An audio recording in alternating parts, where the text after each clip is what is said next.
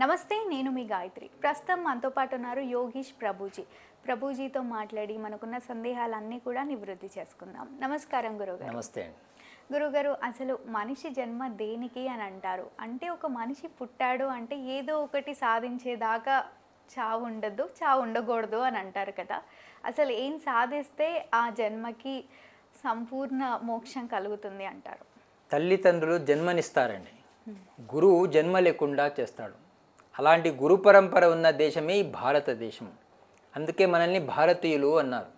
భా అంటే ప్రకాశం, రత అంటే ఆ ప్రకాశం పట్ల ఆసక్తి ఉన్నవాడు భారతీయుడు అనమాట. జ్ఞానం పట్ల ఆసక్తి ఉన్నవాడు భారతీయుడు అనమాట. అందుకే అన్నం పెడితే అరిగిపోతుందంట, చీర ఇస్తే చినిగిపోతుందంట, జ్ఞానం ఇస్తే పెరుగుతుందన్నమాట. ఆ జ్ఞానాన్ని సంపాదించాలి.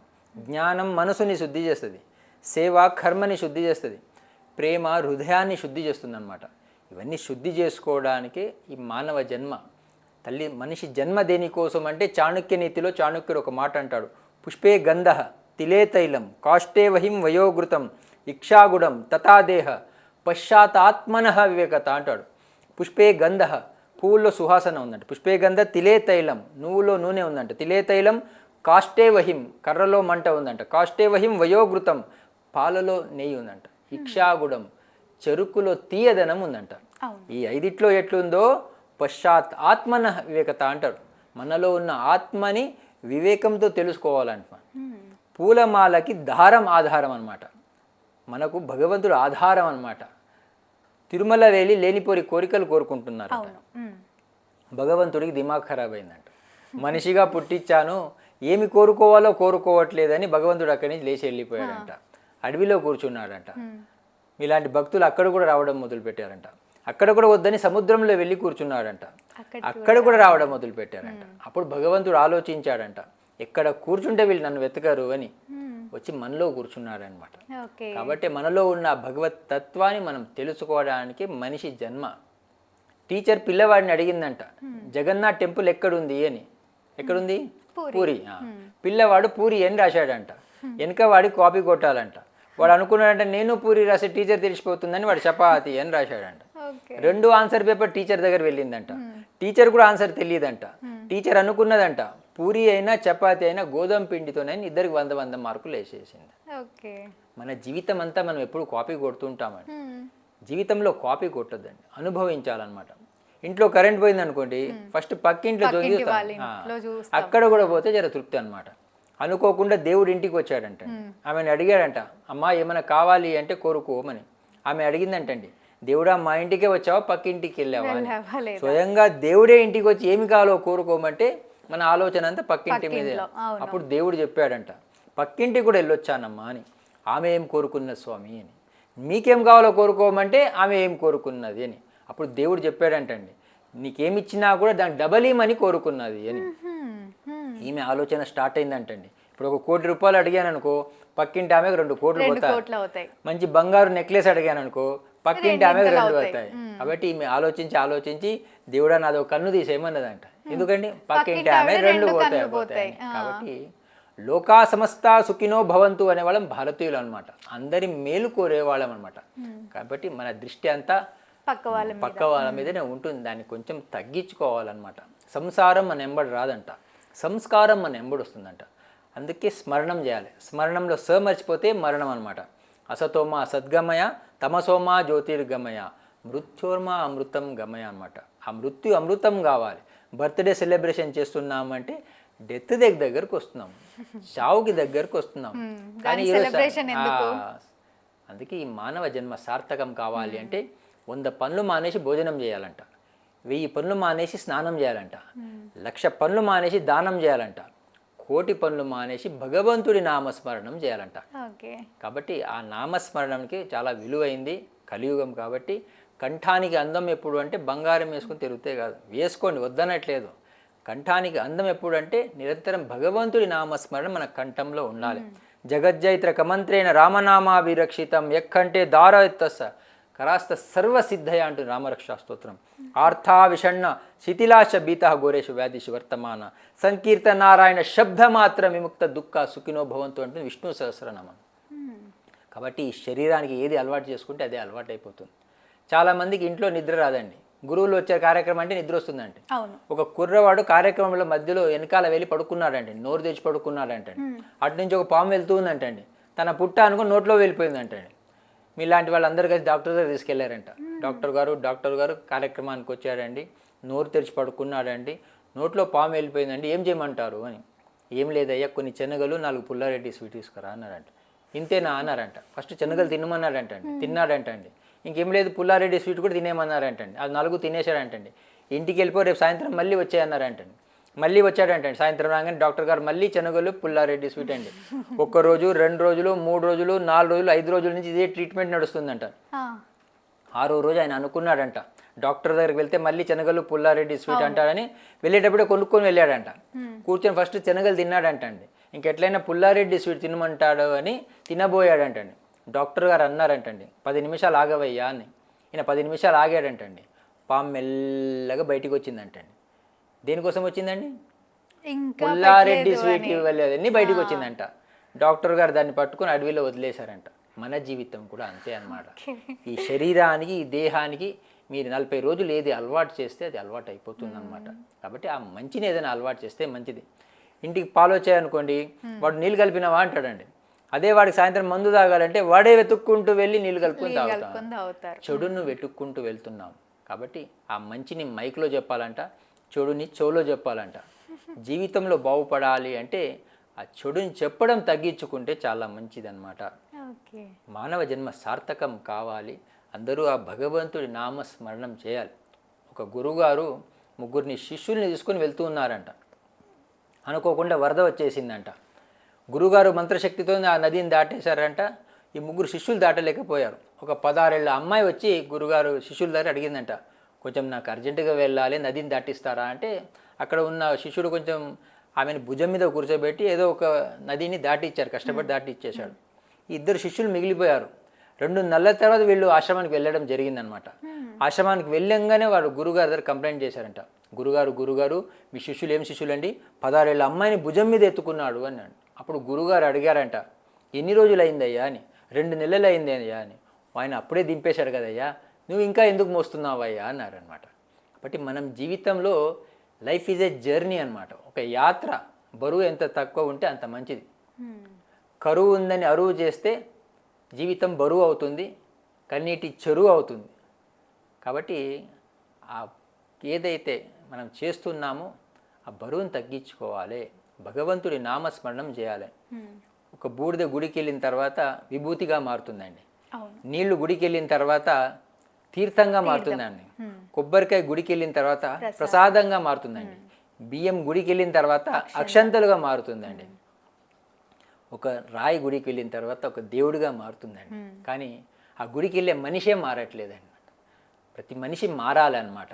ఉద్ధరేది ఆత్మనో ఆత్మానం నా ఆత్మానం అవసాదయేత్ ఆత్మయేవహి బంధు ఆత్మయేవహి రిపు ఆత్మాన అంటుంది భగవద్గీత.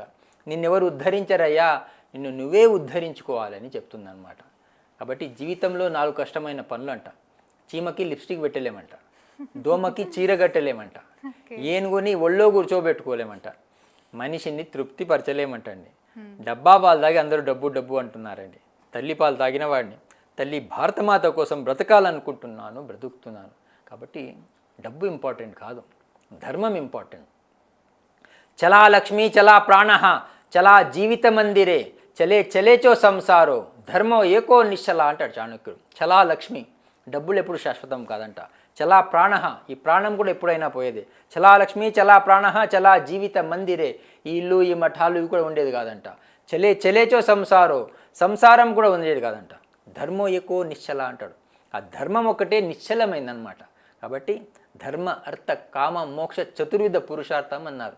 కాబట్టి ప్రతి మనిషి ఆ ధర్మం గురించి తెలియాలి. ఆ భగవద్గీత అందరూ చదవాలి. భగవద్గీతలో మొదటి శ్లోకం కూడా అదే అనమాట. ధర్మక్షేత్రే కురుక్షేత్రే సమవేత యూత్సవ మామక పాండవ చైవ కిమ కుర్వత సంజయ. ధృతరాష్ట్రుడు సంజయ్ని అడుగుతాడు అనమాట, నా పిల్లలు పాండవుడి పిల్లల మధ్యలో ఏం జరుగుతుంది అని. అదే ధృతరాష్ట్రుడు అందరూ నా పిల్లలు అనుకున్నారు అనుకోండి, మనకు మహాభారతం లేదు. ధర్మం రాజకీయంలో ప్రవేశిస్తే రామాయణం అండి, ధర్మంలో రాజకీయం ప్రవేశిస్తే మహాభారతం అనమాట. కాబట్టి ఇతిహాసాలు చాలా రెండు. ఒకప్పుడు అమ్మాయికి పెళ్ళి అంటే అడిగేవాళ్ళండి, రామాయణం చదివావా మహాభారతం చదివావా అని అడిగేవాళ్ళండి. కానీ ఈరోజు అమ్మాయి అడుగుతుంది అంటే మీ ఇంట్లో రాహుకేతువులు ఉన్నారా అని. ఆ పరిస్థితికి వచ్చేసింది. కాబట్టి దయచేసి అలాంటి పుస్తకాలు మంచిగా చదువుతూ అవును. దాంట్లో ఉన్న మంచిని గ్రహించగలగాలన్నమాట. మనం ధర్మం వెనకెళ్తే ఒక డబ్బే శవం మనకి వెళ్తూ ఉంటుందంట, అటు నుంచి పెళ్లి కూతురు తీసుకొస్తూ ఉంటారంట. ఈ శవం ఆ పెళ్లి కూతురు చెప్తుందంట, అమ్మా నిన్ను నలుగురు మోస్తున్నారు, నన్ను నలుగురు మోస్తున్నారు, నీకు పూలదండ వేశారు, నాకు పూలదండ వేశారు, నీకు బొట్టు పెట్టారు, నాకు బొట్టు పెట్టారు, నీకు చీర కట్టారు, నాకు చీర కట్టారు, కానీ ఒకటి మర్చిపోకమ్మా, ఒకప్పుడు నేను నీ పొజిషన్లో ఉన్నా, కానీ ఒకరోజు నువ్వు నా పొజిషన్ రావాలి అని శవం చెప్తుందంట. అందరం పోయేవాళ్ళమే, ఈ మానవ జన్మ సార్థకం కావాలి అంటే అందరూ ఆ భగవంతుడి నామస్మరణం చేయాలి. మనం మట్టి మీద పడితే జననం అండి, అవును. మన మీద మట్టి పడితే మరణం అనమాట. దాని మధ్యలోనే చిన్న జీవితం అనమాట. చిన్నప్పుడు మీరు ABCDE అని చదువుకొని ఉంటారు. ఏ అంటే మనం ఆత్మ అనమాట, బి అంటే బర్త్, సి అంటే ఛత్రపతి శివాజీ మహారాజ్, డి అంటే డెత్, ఈ అంటే ఈశ్వరుడు అనమాట. ఈ బికి డికి మధ్యలో ఒక సి ఉంది, ఒక చాయిస్ ఉంది, ఒక ఛాన్స్ ఉంది. ఒక ఛత్రపతి శివాజీ మహారాజ్ లాగా బ్రతికే ఒక అవకాశం ఇచ్చాడు భగవంతుడు. కాబట్టి ఆ భగవంతుడి నామస్మరణం జపిస్తూ ఈ మానవ జన్మని సార్థకం చేసుకోవాలి. అనుకోకుండా కుర్రవాడు పెళ్లి కార్యక్రమం పెట్టుకున్నాడంట. ముందు రోజు డ్యాన్స్ ప్రోగ్రాం బాగా జరుగుతుందంట. సడన్గా యమధర్మరాజు వచ్చేసాడంట. ఏం స్వామి పెళ్ళి రేపండి ఈరోజే వచ్చేస్తారు అని నన్ను అడిగారంట.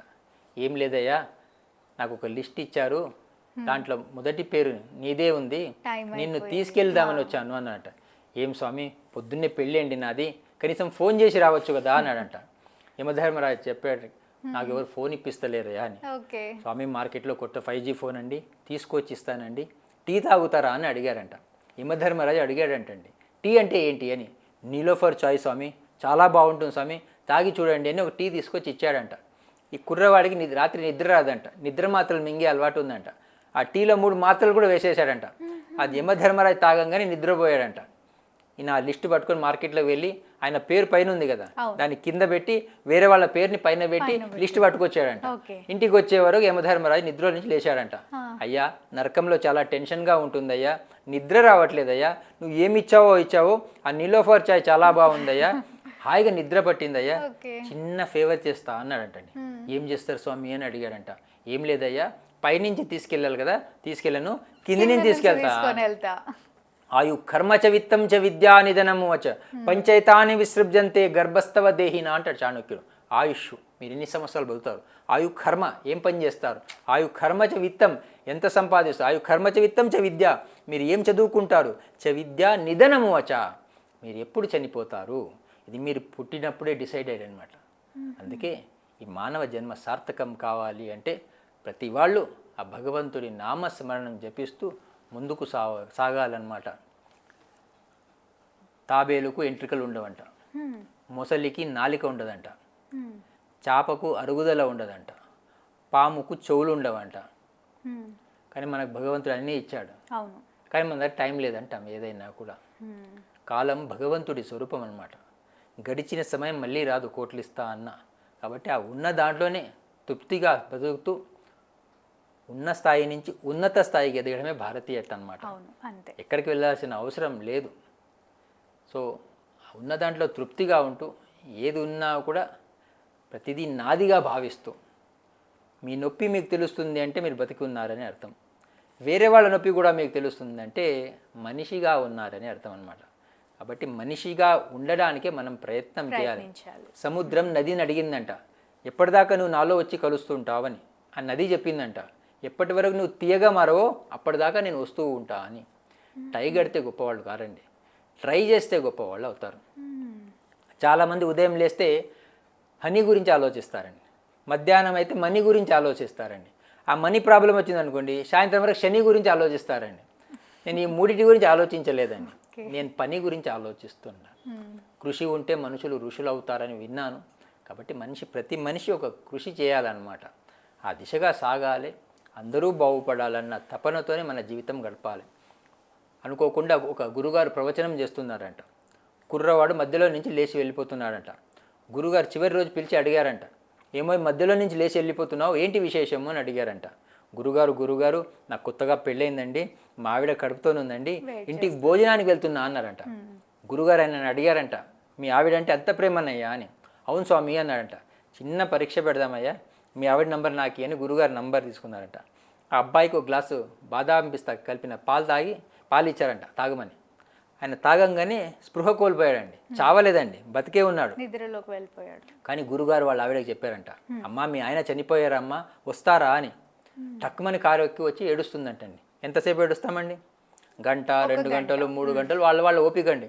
3 గంటల తర్వాత ఆ గురుగారు అమ్మాయికి చెప్పారంట, అమ్మా నువ్వు కడుపుతోనే ఉన్నావు కదా, నువ్వు ఏడిస్తే నీ బిడ్డకి ఇబ్బంది అవుతుంది, ఒక గ్లాసు బాదాం పిస్తా కలిపిన పాలు తాగని ఆమెకి ఇచ్చారంటండి. ఆ పాలు ఆమె తాగుతుందంటండి.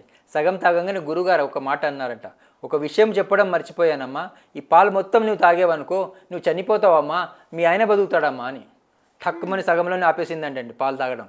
గురుగారు కడుపుతోనే ఉన్నాను కదండి, నాకు ఒక బిడ్డను చూడాలని ఉందండి, మా అత్తగారు ఇంట్లోనే ఉన్నారండి, ఫ్రీగా ఉన్నారండి, ఈ పాలు ఆమెకి ఇస్తే బాగుంటుంది అని పాలు తీసుకెళ్ళి అత్తగారికి ఇచ్చారంటండి.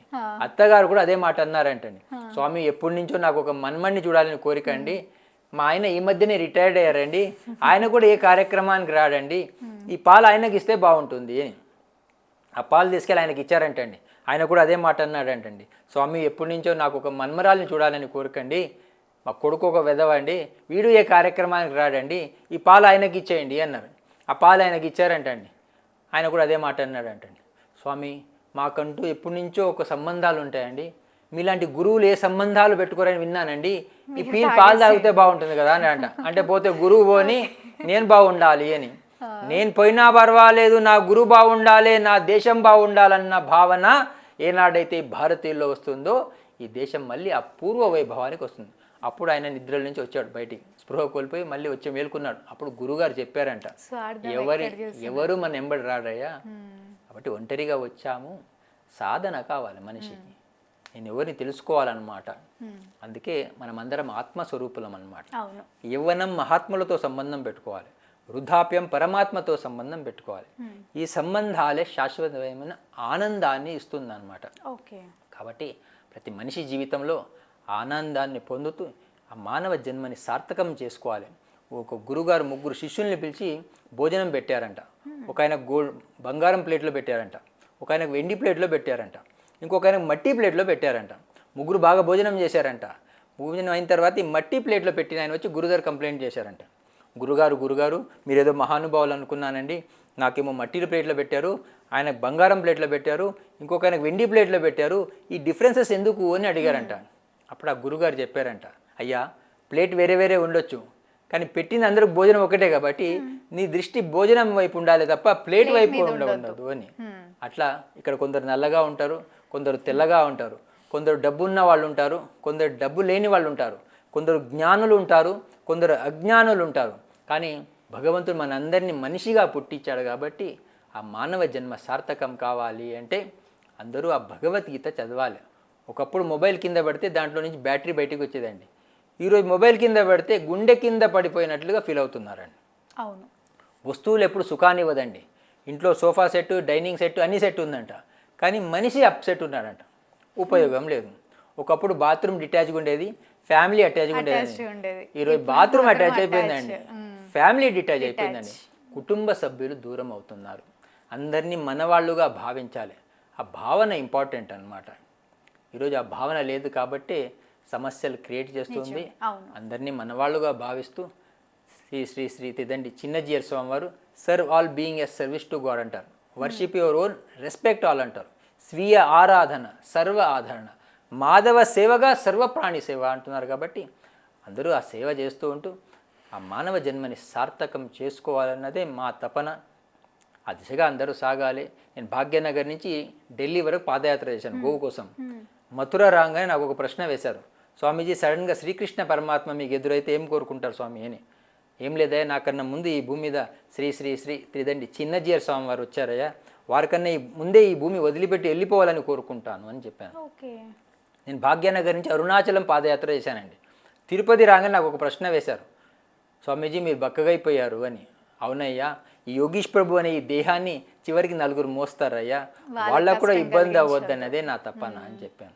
మన జీవితంలో మనం బతుకుతూ 10 మందికి ఏదైనా ఉపయోగపడితే ఈ మానవ జన్మ సార్థకం అవుతుంది.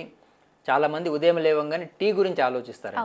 నేను టీ గురించి ఎప్పుడు ఆలోచించలేదండి, నేను ట్రీ గురించి ఆలోచిస్తూ ఉంటాను. కాబట్టి ఆ సేవ చేస్తూ ఉంటాను. ప్లస్ చాలామంది యువకులు స్పీడ్ గురించి ఆలోచిస్తారు. అవును. నేను అంటాను వాళ్ళకి కొంచెం సీడ్ గురించి ఆలోచించండి, స్పీడ్ కొంచెం తగ్గించి ఓకే, సీడ్ గురించి ఆలోచిస్తే మంచిదన్నమాట.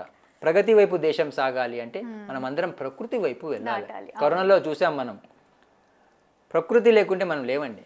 మనం లేకున్నా కూడా ప్రకృతి హాయిగా ఉంటుంది అన్నమాట.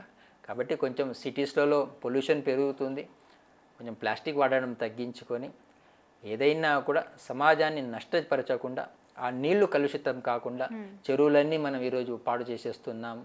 కొంచెం ప్రగతి వైపు దేశం సాగాలంటే మళ్ళీ చెప్తున్నాను, ప్రకృతి వైపు మనం అందరం వింటూ బర్త్డే సెలబ్రేషన్ చేస్తున్నారంటే ఆ మొక్కల కేకులు కొట్టుకుంటూ అది తాగి ఇది తాగి జీవితాన్ని పాడు చేసుకోవద్దన్నమాట.